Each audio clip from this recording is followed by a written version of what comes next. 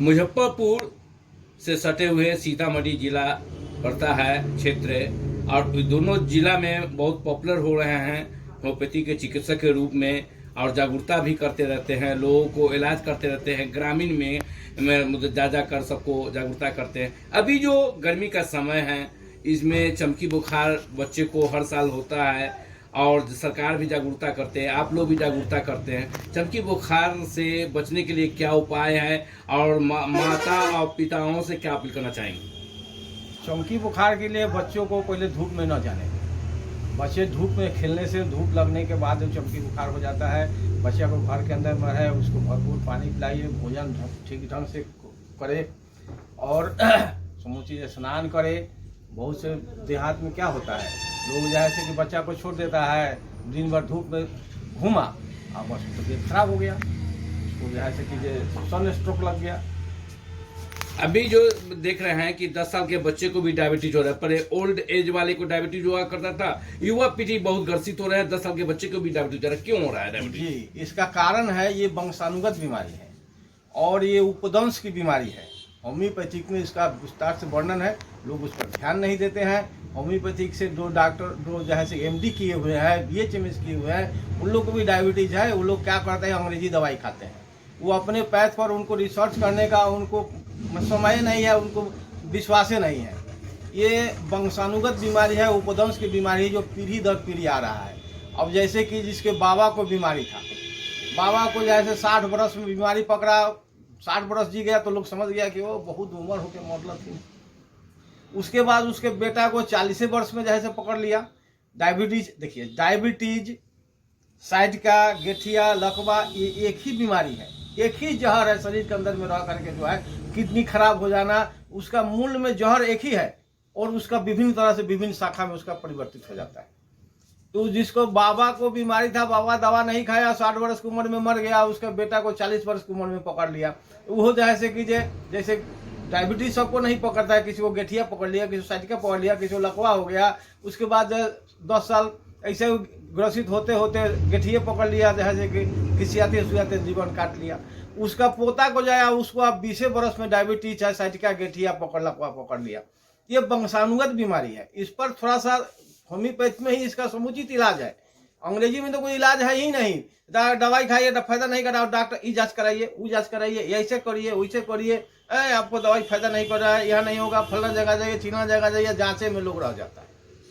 और देहात में होम्योपैथिक डॉक्टर है, लेकिन उस पर लोग विश्वास नहीं करता है। डायबिटीज का हम कहे कि हम होम्योपैथी में है, तो एक आदमी फोन किया हथौड़ी से, कौन पैथ है हमको, होम्योपैथी का और आयुर्वेदिक मिला के, बस फोन काट दिया। उसको विश्वास नहीं है जो होम्योपैथिक में ठीक होगा। उसको चाहिए बड़का मोटका सुई और मोटका गोली और एलोपैथी दवाई जैसे कीजिए, लोग विश्वास नहीं करता। अभी देखा गया है कि होम्योपैथी जो है पुरानी पद्धति है, और हैनीमैन साहब मतलब आविष्कार किए थे, और केंट साहब का सहयोग मिला था। दोनों का बहुत चर्चित नाम हो रहा है, पूरी दुनिया में नाम हो रहा है। उन्होंने होम्योपैथी का आविष्कार किया, सारा चीज किया। उस समय के MD थे, और उन्होंने अपने परिवार पर मतलब कि जो है रिसर्च किए थे। इस पर क्या कहेंगे? देखिए, होम्योपैथिक पद्धति जो है, इसका श्रेय तो हनीमैन साहब को जा रहा है, लेकिन ये हमारे साधु महात्माओं का खोज किया हुआ ये पैथ है। इसका किताब नालंदा विश्वविद्यालय में था, तो आक्रमणकारियों ने इस किताब नालंदा विश्वविद्यालय को जला दिया। किताब यहाँ से ले गया उठा करके, जो अच्छा बुझाया ले गया, लेकिन उस सब तो संस्कृत पढ़े हुआ था ही नहीं, तो समझेगा क्या घंटा। उसके बाद में वो दे दिया जापान वाला को। जापान वाला पढ़े हुआ था, बढ़िया जो किताब था, और ना जर्मनी वाला पढ़े हुआ था, जर्मनी वाला पढ़े हुआ था संस्कृत, वो दिया जर्मनी वाला जो बढ़िया किताब था वो रख लिया।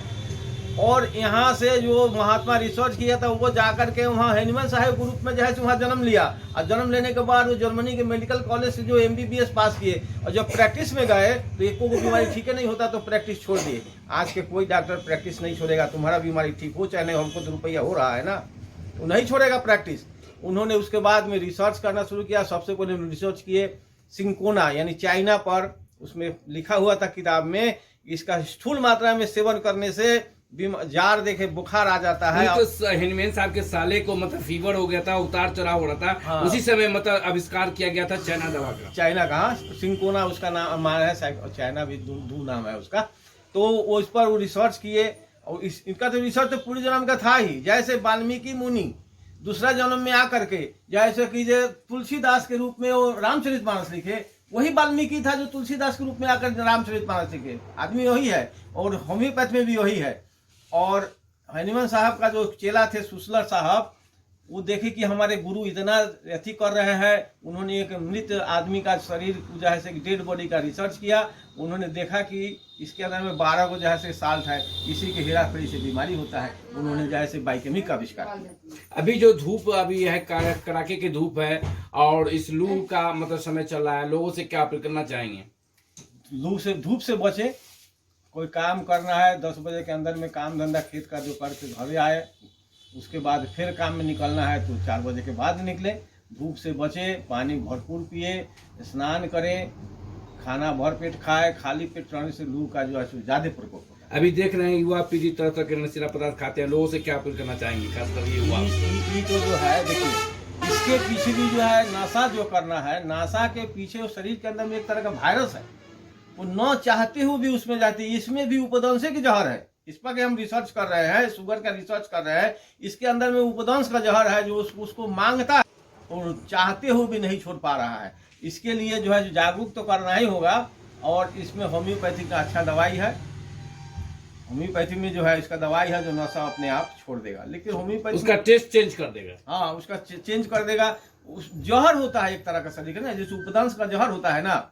आदमी का गरीब धनी क्या है, गरीब भी जो है उपदंश के जहर जिसके अंदर में है वो आलसी हो जाता है, वो मेहनत करना नहीं चाहता है, काम करना नहीं चाहता है, उस तरह तरह की बीमारी से ग्रसित हो जाता है। ये उपदंश के जहर जो माने वंशानुगत पीढ़ी दर पीढ़ी चले आ रहा है, इस पर जो है सो कीजिए। अभी होम्योपैथ पर लोग उतना विश्वास अभी भी नहीं करता है।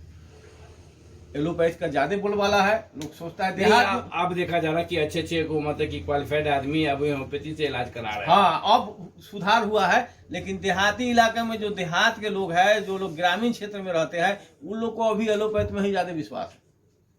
होम्योपैथ में उधर उतना लोग, लेकिन लोग मुड़ रहे हैं। जब उधर से खत्म हो गया तब जाओगे कहाँ, तब इधर आना है। अभी देख रहे हैं स्किन डिजीज हो, चाहे वो डायबिटीज हो, चाहे वो मतलब कि जला हुआ पेशेंट हो, चाहे मतलब कि किसी तरह का पुराने से पुराने जॉइंट के दर्द लकवा हो, ये सब मतलब कि जो पैरालिसिस मारा हो, उस सब के मतलब कि रिटर्न मतलब कि होम्योपैथी में लोग आना ही है। एलोपैथ में कोई इलाज नहीं है। वो जो कि उपदंश का जो जहर जो है उसका कोई जांच भी नहीं है।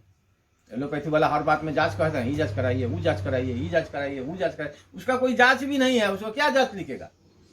वो तो वायरस है शरीर के अंदर, उसका कोई जांचे नहीं है।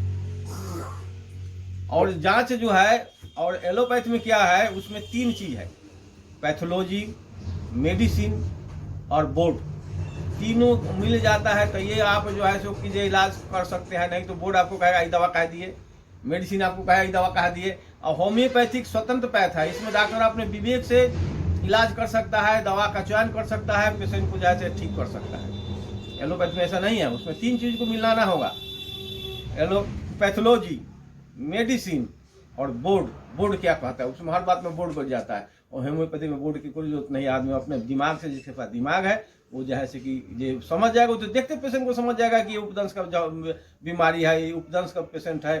उस दूसरी को बात पूछेगा, खानदानी बात पूछेगा, उसको अपने समझ में आ जाएगा ये प्रॉब्लम है। परिचय बताया जाए। मैं डॉक्टर बादल कुमार सरकार, कुरलहिया, भैंस बाजार, जिला सीतामढ़ी, NH 77 के बगल में है। अभी चुनाव का समय है। अभी मतदाताओं से अपील है, उनसे अनुरोध है कि अपना मत का प्रयोग करें। अभी बहुत जगह से न्यूज आ रहा है कि मत जो है 50% से भी कम कहीं कहीं मतदान हो रहा है, कोई 50% हो रहा है। इसका मतलब कि लोग के मतदान के प्रति जो है उसकी जागरूकता नहीं है। सब लोग से अपील किया जा रहा है कि आप लोग मत का वोट, आपको जिसको मन है उसका दीजिए, लेकिन वोट प्रतिशत बढ़ाइए, घर में नहीं रहिए, वोट गिराइए, अपना मत का। यही तो एक संविधान में आपको अधिकार मिला हुआ है, इस अधिकार का उपयोग करिए। मैं डॉक्टर बादल कुमार सरकार, कुरलहिया, भैंस बाजार, जिला सीतामढ़ी, NH 77 के बगल में।